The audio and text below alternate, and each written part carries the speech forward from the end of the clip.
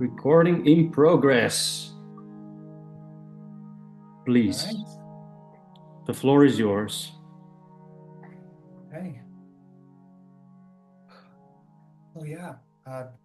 Geoffé, you've really taken the lead with this, with your Aptitude project on breaking down all of these different aspects of life into their pattern of kind of this rising, peaking, declining, and bottoming out and cyclical nature. So yeah. Yeah, I don't know. Um, yes, it's not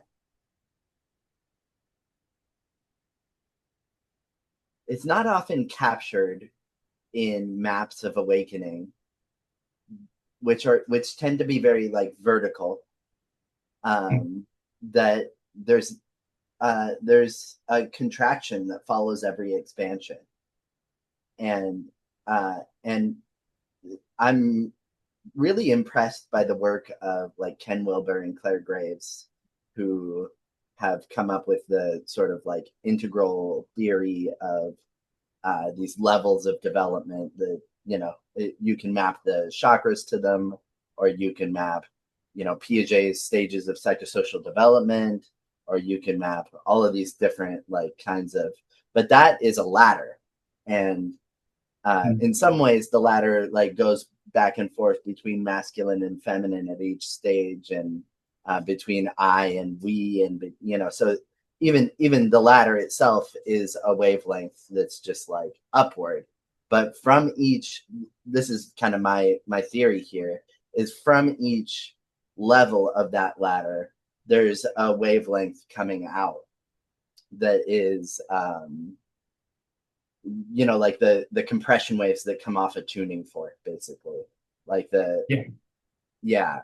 And yeah, I think that like all things follow this cyclical pattern. All things that are cyclical follow the pattern of rising, peaking, withdrawal, diminishing, bottoming out, and a kind of restoration that returns to the rising. Yeah. No, I reference a lot of math and physics in some of the forms and shapes that I use in my art. And the idea that everything follows that sine wave shaped curve, Yeah. that smooth, arc and decline, and it repeats. I mean, that is sound, that is light, that is every type of energy generally follows that level or that shape of wave.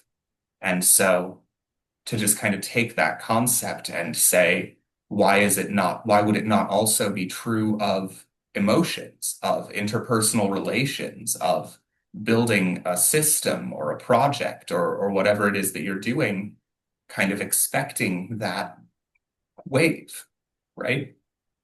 It's, yeah, I thought that was a really kind of profound epiphany that you stumbled on, because the idea of that waveform could be projected onto just about anything. I mean, we're even society over the last 100 years. We could look at how different things have expanded and we've become more open and aware and accepting, and then, an experience or experiencing a phase of contraction where people become more isolated and people become more distrustful of new and different.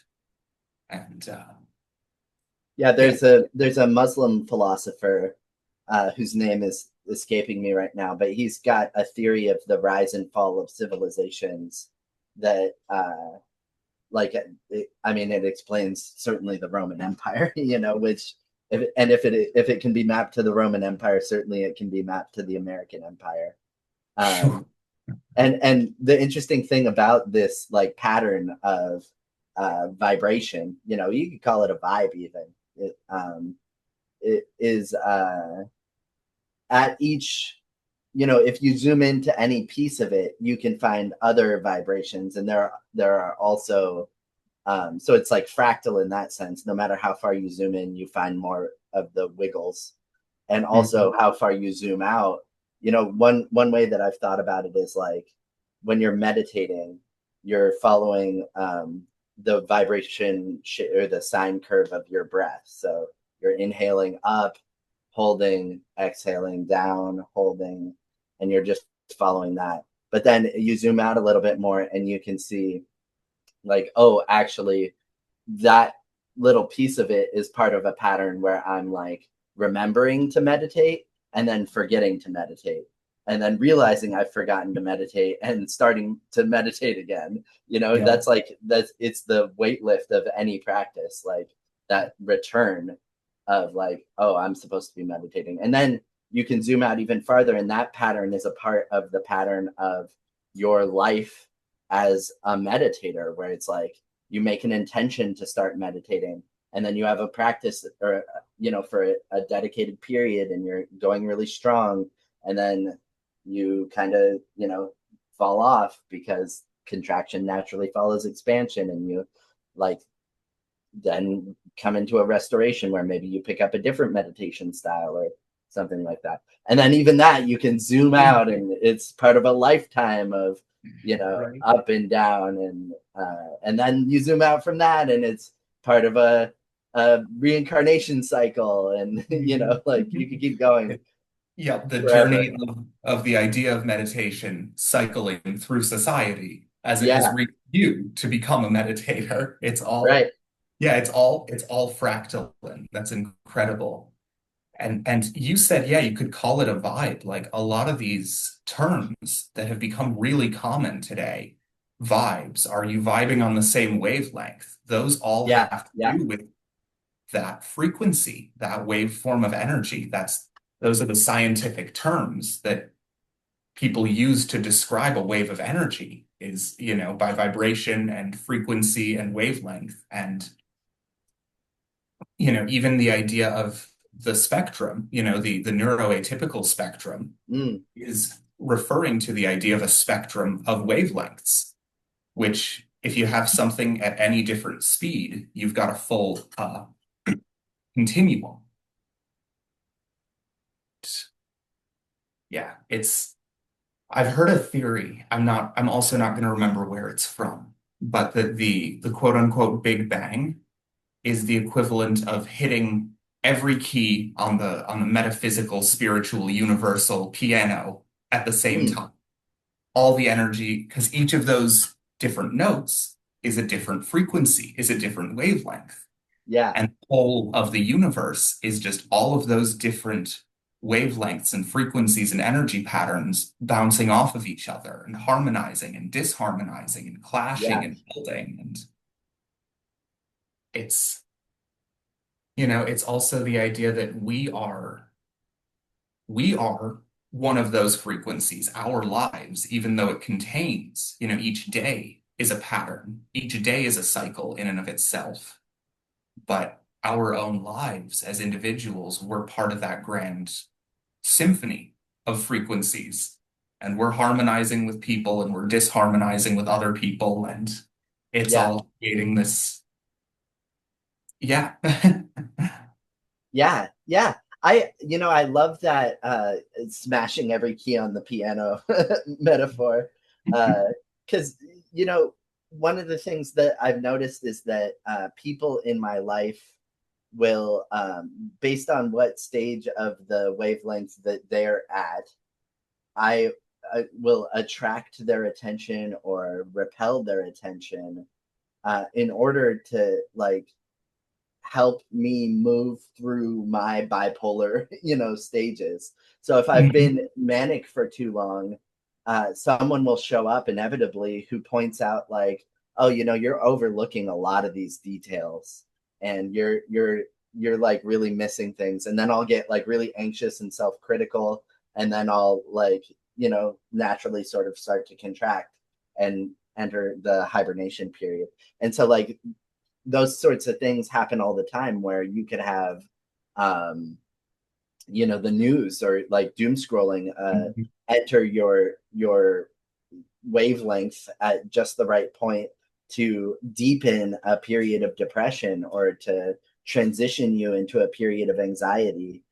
And yeah, like just sharing your voice, you have the opportunity to hear the echoes back from other people, or the reverberations that occur in the room, or the, you know, the resonance or disharmony that you get from this. Is something that I've noticed in Buddhist meetings that I've attended. When I choose to speak up, I sometimes can feel whether I'm attuned to the needs of the collective group unit through an almost subconscious process of hearing the sighs and the shifting postures and the laughs and the, you know, whatever. Those are all forms of wavelength that the group together is creating this cohesive, you know, meta wavelength that, you know, we together are a thing, and you contribute to it or you don't, based on how well you are, like, tuned in. You know, like, even as you're talking, are you also listening? Right. Right. And then where are you at in all the different wavelengths in your life, and where is the group at in all the different wavelengths in their life? The way that you described that made me think of an experience with a more Hindu-focused group studying the Bhagavad Gita Mhm. and the Maha mantra, which is just, you know, a recitation in Sanskrit, which is essentially an invocation of the divine. And the practice of the Maha mantra is a call and response, that one person leads it and then the other people repeat it to them.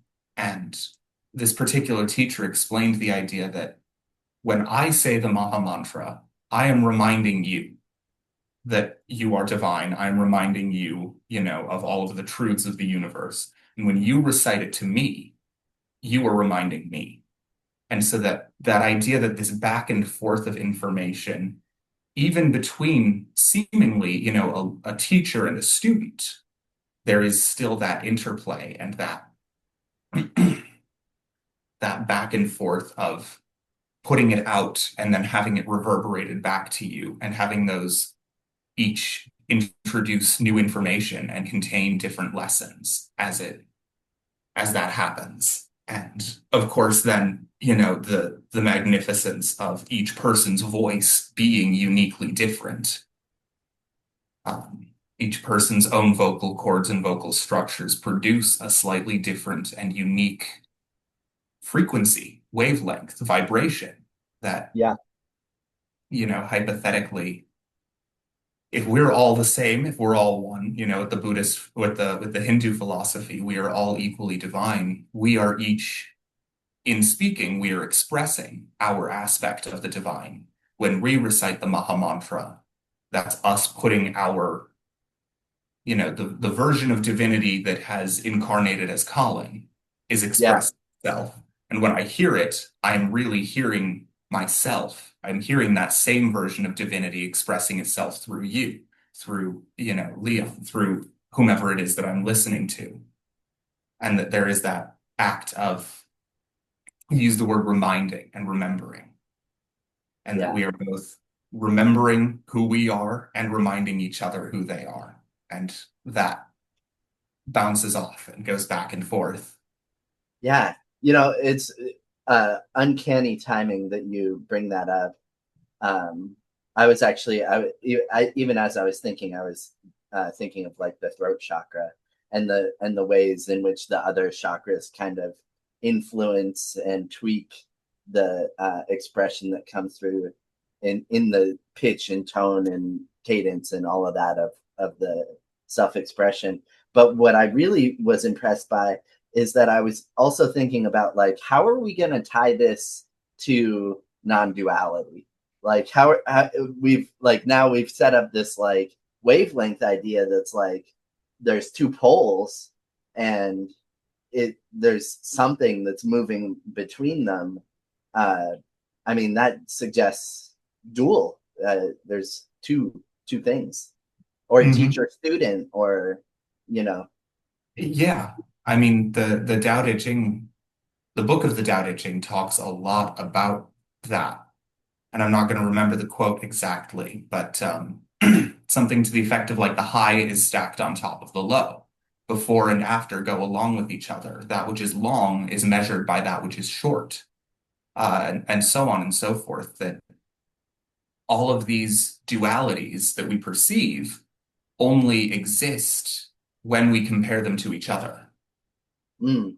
It's only when we look at, okay, I'm at the top of the curve of this sine wave that we can see the difference between the top and the bottom. Yeah. And that when we forget that it's all the same waveform, we can fall into the illusion of duality. And then, yay, I'm riding high. Oh no, what happened? Now I'm in the pits. Yay, I'm riding high. Oh no, what happened? Now I'm in the pits. Versus, okay, I'm riding the wave. I'm on the wave and it's continuing to move forward. I personally am terrible at that. I'll have Yeah. one thing go wrong in my life and I throw out the baby with the bathwater. Yeah. It's all terrible. I'm so screwed up. I'm lost in life, yada, yada, yada. And then something's going well. And wait, everything's great. And I definitely lose sight of the fact that I am riding that bigger waveform often. Yeah. Yeah. It's That, that point about the Tao Te Ching, I think so. How does that relate to the 10,000 things? Because I think that 10,000 being like the Taoist word for a bajillion, as you often say, which I really like. But you know, what's the line? It's like one gives rise to two, and two gives rise to a bajillion.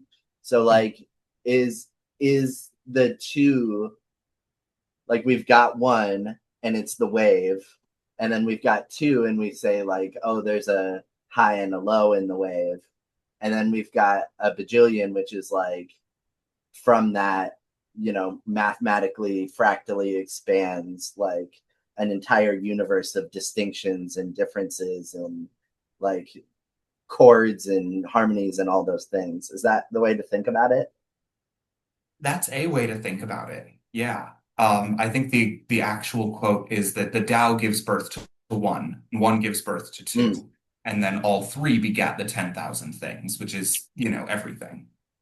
And so, yeah, it is the idea that once you have two things to compare against each other, you can just hypothetically continue comparing and comparing. I've thought of it in this way, and this was just kind of my own epiphany. I don't claim any truth to this, but the idea that possibly the first thing that God, quote unquote, ever created was a mirror, a reflection of itself, so that it could perceive itself. And then it created a reflection of that so that it could see what it looked like when it was looking in the mirror. And so on and so forth, just so that it could perceive and experience and express every different aspect of itself. And until it got to the point that it was so big and complex that it's now individuals who have forgotten that we're all the same, experiencing ourselves through each other. Wow, that's beautiful. And the first couple steps of it are very aligned with at least what I remember of Aleister Crowley describing the Kabbalah in the Book of Thoth. So it's very cool to hear you. I think you explained it better than Crowley. The fact that we're all mirrors, it's like mirrors all the way down. There's something about like ChatGPT in there that I don't know if we want to touch on or avoid, but there is a real reflective element to AI. Like, it just spits back a positive kind of sycophantic reflection. I honestly, in the way that you brought that up today in this context, it reminded me of Alien Prometheus. It Oh was yeah. supposed to be the last one in the series, but then, they kept making money, so they kept making movies. But that was the one that was supposed to bring it full circle, that humanity had expanded and this one scientist went out to the stars to find whoever it was that created humanity, he was an old man and he was dying, and he wanted, the secret to live longer from whoever it was that knew that. And they find this planet, which is very similar to Earth, which has these advanced beings, which supposedly created us, and also the aliens, the xenomorphs that burst through the chest. Yeah. And they cut a scene from the final movie, which really just destroyed this whole metaphysical message. But essentially, he speaks to the leader of the aliens, this scientist, and says, see, we've created these replicants. We've created these androids in our own image, just like you created us in your image. And so therefore, I deserve to know the secrets that you do because we've both created life in our own image. Mm. And that is just so psychologically and spiritually disturbing to the alien that it kills the man right away. It's like, no, no, no. I made you not to make other things, but because I made you. Yeah. Oh, And so, that's Sophia and what's her kid's name? It's like Yag something.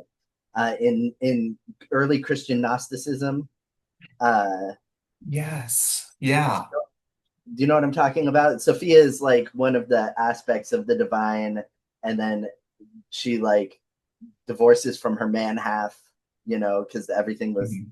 connected, and then births the demiurge, basically, who then like thinks it's divine, but is it really? And then births, all of the material realm, which like is like incomplete and empty and lacking that like divine essence of the true like God realm. And then I'm doing such a bad job explaining it, but the ultimate like trick is that like Sophia and the rest of those like pure God beings like trick the demiurge into giving some of its divinity into us. And then we've got like beings like Christ and Buddha and probably like Patanjali and maybe Yogananda and all these beings who like come back to remind us like, oh yeah, you're actually, you have Mhm. the divine in you. Like there is that you can claim. There's that true self that exists as a bright sun burning behind the clouds, no matter how much of the material patterns uh that you get trapped in, like I'm gonna say like alcoholism or Yeah. shame, or these like kleshas like anger or um you Right. know Or positive distractions as well. People can get caught up in making a lot of money or yeah. any of the material pleasures can act just as trapping. Yeah, right, right. And it's it's according to Buddha, it's desire, aversion, and ignorance, I think, are like the three things that prevent you from recognizing your true nature, which is this like still kind of ever bright, loving awareness that Mm, just kind of naturally emits basic goodness as a just a aspect of its basic nature. mhm. Yeah, that there's that's always there. That is, so I guess that was kind of the like a dark science fiction horror movie representation of, what Yeah. is really a beautiful concept. Yeah. Um, but no, it also reminds me of I'm writing a stage adaptation of a short story by Andy Weir, The Egg, Oh, which is a conversation between a man and kind of divinity after he's passed away, and just kind of this downloading space in between lifetimes where it's revealed, that you are everyone. Every person who has ever lived is just a different incarnation of yourself interacting. And the whole process is so that you can grow and develop because the whole world is the egg. And you are being ready to hatch. You are becoming ready to ascend to that divine level, to join, our divine creator in that. yeah. And you're writing a play about that? Yeah, I'm turning it into a two-man stage play. Oh, cool. I'm actually, I've in the stage directions, I've got my piece, One in 10,000 Things, as a projection onto the background, just slowly rotating, just to Oh, set the cool. scene as this is otherworldly, this is somewhere, this is something else, this is somewhere else. Yeah, that's awesome. I was hoping that we would, in some way, touch on your embroidery. There's, one thing that occurred to me is that the needle going in and out makes this kind of pattern, but that seems a little superficial. No, I mean, it's true though, that there's obviously a lot of repetition built right into stitching and embroidery. And I credit so much of what I've learned, obviously, to the people who've come before me. I can watch videos on YouTube and see this is how you do this stitch and that stitch and the third. But originally, and I'm obviously making art, I'm making decorative pieces that will exist, versus thread work and working with string for functional and practical, which is where we learned all this wisdom. And there is a lot of, I'm sure that there have been a lot of epiphanies and a lot of growth that has come from, it was groups of women in the past coming together to work on these projects and performing this same repeated action over and over and over again to construct a garment, to sew a tapestry, to make a blanket, whatever it was that they were needing. But that repeated action in that group setting created the breeding grounds for those ideas, for those realizations, for that, if you're experiencing a microcosm of that compression and release and compression and release over and over again, eventually, I guess eventually the idea is that you'll recognize the pattern. You'll realize that this is the same pattern that exists everywhere, even, up to thinking back to the ancient world, thinking up to the seasons of how plants and nature expand and come to life and reach their apex and then diminish and retreat and become quiet and still and then reactivate. That it's, you know, I have deliberately tried to avoid using a lot of repetition in my own artwork, uh, just for the purpose of learning more, but also to make it kind of an experiment. What happens when I put this pattern next to this pattern next to this pattern? What happens when I change it around? And so it sort of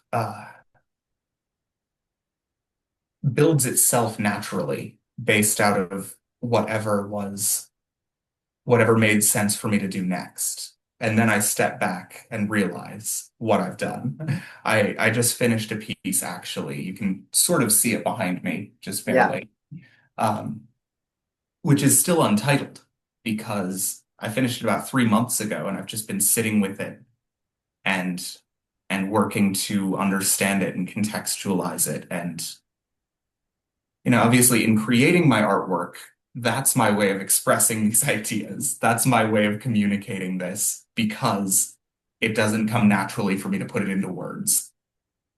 Mm. But then to speak about it, to give it a title, to describe it to people, that takes more work than on top of the original act of creation.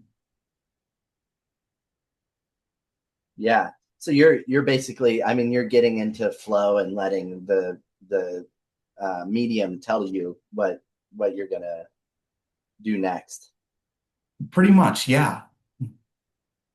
I end up improvising a great deal. And yeah, it's the fact that it is so meticulous, that it is so detailed and intricate.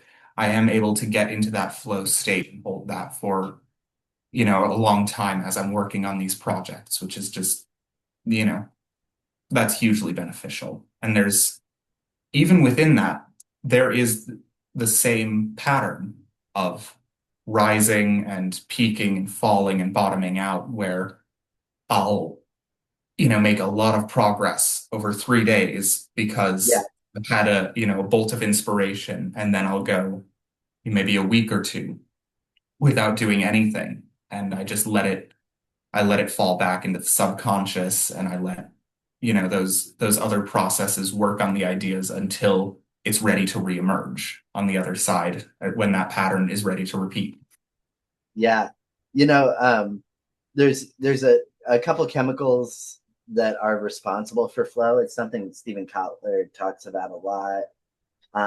The only one that's really, I mean, the two that are coming to mind are, of course, dopamine and anandamide, which anandamide, you might recognize Ananda from, uh, you know, yoga and Buddhism and stuff. That means bliss. And so like these are the chemicals, and there's like a couple others. I think the endorphins are involved, and neuroepinephrine maybe, but all of these chemicals follow the same sort of pattern of like the neurons fire and release, like they dump a load of them into your brain, and then you're like high on them for a while, and then the amount of them begins to wear out and diminish, and then you're like going back into this withdrawal and diminishing phase. And the the as a result, flow itself, just as you're saying, has a pattern of a wavelength. It's a wavelength composed of chemical, wavelengths within your brain. But flow itself, you like get the flow trigger, and then you're like, you know, happily, making the knots or Yeah. threading the artwork, and then eventually you run out of it, and it, Yeah. it it seems very meditative to actually to get like really zoomed in and meticulous on something like that. It really is. Yeah.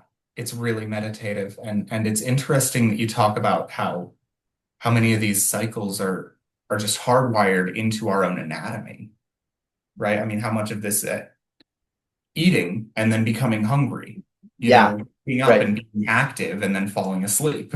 Yeah, yeah.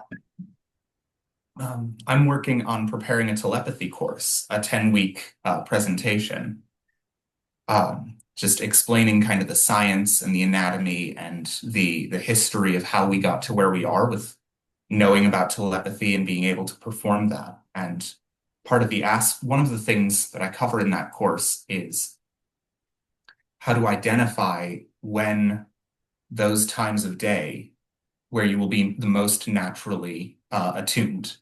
Oh yeah, Because the human body naturally enters, that alpha brain state, which again, yeah, alpha brain state is just a measure of the frequency and wavelength of the brain waves. yeah. Right. And so, we're measuring the cycle of these wavelengths and these cycles changing in speed. And, you naturally, when you wake up, you're in alpha until you become active. Then, when you find yourself in the middle of the morning reaching for the second cup of coffee, then you've got kind of the afternoon siesta. Um, then in the early evening, people, after they eat dinner, they think, oh, I just need to sit and digest for a while. And then right as you fall asleep, you pass through alpha into the deeper sleep. And so learning how to, in order to integrate telepathy into our lives, we need to integrate with those cycles that already exist within our minds and bodies, right? If we wanted to use this consistently, we would have to say, every day when I hit the 3:30 p.m., I want to take a nap, I'm going to meditate and practice telepathy instead. And so we Mhm. can, right, there's the level of being aware of these cycles and then learning to use them, learning to, okay, I feel the trigger, I feel the shift into this new phase, and that is what causes me to then change my activity. That's what causes me to, pursue a different aspect of this goal. And so we can almost then sort of optimize our lives around these cycles once we are aware enough of them and these patterns. Hey, thanks. Well, this was a lot. This was great stuff. Great stuff. But this is what I noted, like as a little question. But this is very delicate. What how we want to phrase this now, like optimize or Mhm.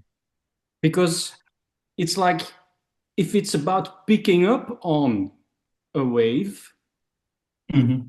then I'm kind of hoping like we gently let go of any kind of uh, authorship or like or some kind of um, I was trying to fantasize about the way you title your piece Untitled, like if we would all be untitled beings, like then we can let go of this claiming and be more like picking up on the wave. But we're not Mhm. there yet, eh? We're No, not there yet. that seems like the goal, right? The goal that we're moving towards is where we just, yeah, automatically respond to the wave as it happens. Right? That would be just letting it live through you, being just a conduit, right? But Yeah, getting there. Getting well, we might just get there.